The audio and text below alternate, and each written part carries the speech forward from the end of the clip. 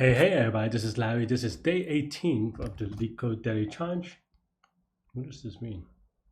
Hit the like button, hit the subscribe button, join me on Discord. Let me know what you think about today's problem. 2328, number of increasing paths in the grid. Okay. Two paths are different. So so you can move to any cell in adjacent 4. They have to be increasing. Okay, so this is just straight up dynamic programming, right?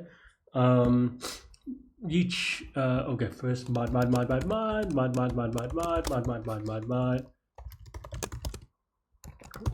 The key thing to notice for these kind of problems is that this is a DAG, right?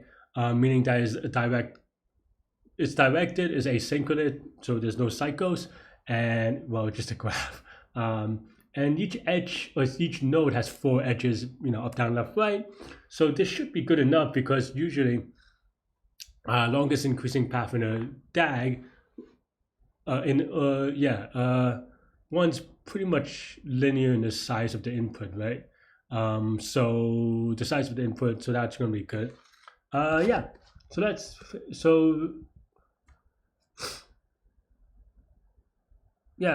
you could define it both ways. You could define in that there is symmetry, in that you could define this as the number of paths that starts here, and the number or the number of paths that ends here, right? Doesn't really matter. It's like I said, it's a metric as long as you're careful and stuff like that. So let's go. I just say count from XY, and here let's just define it as the number of paths, increasing path or whatever, increasing path that starts at XY, right?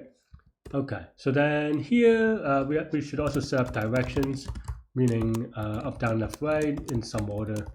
I just bang it out randomly usually. Right. So then let's say so let's say I already did count, so variable naming is hard, but total is equal to paths. Maybe paths is equal to 1 because you always want to count yourself. And then for dx dy in directions, and x and y is equal to x plus dx, y plus dy, and this is an R by C grid, right? So then now if this is within bounds, of course,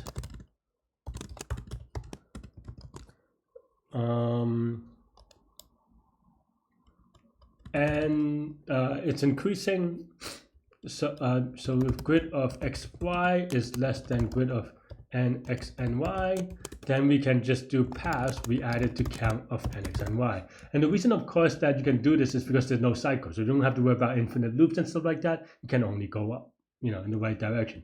Of course, that assumes that you memorize, otherwise you'll just be really sad, right? And you don't actually need this one, I don't think, but I'm just kind of being careful.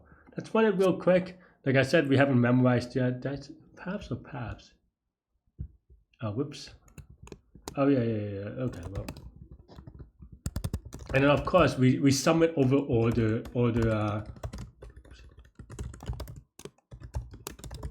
the cells. You want to say how many paths start at this one, and then sum it all up.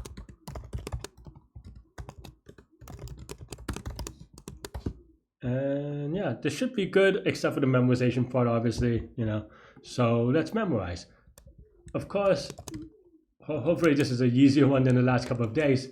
X can go from 0 to R, Y can go from 0 to C. So let's memorize that way. So ref has cache is equal to force times C, right?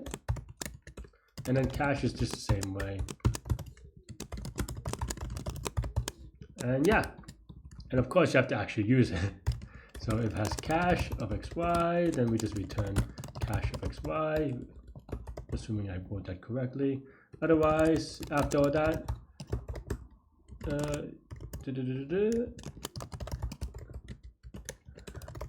that should be good, hopefully, because if not, then this would just be a very sad video.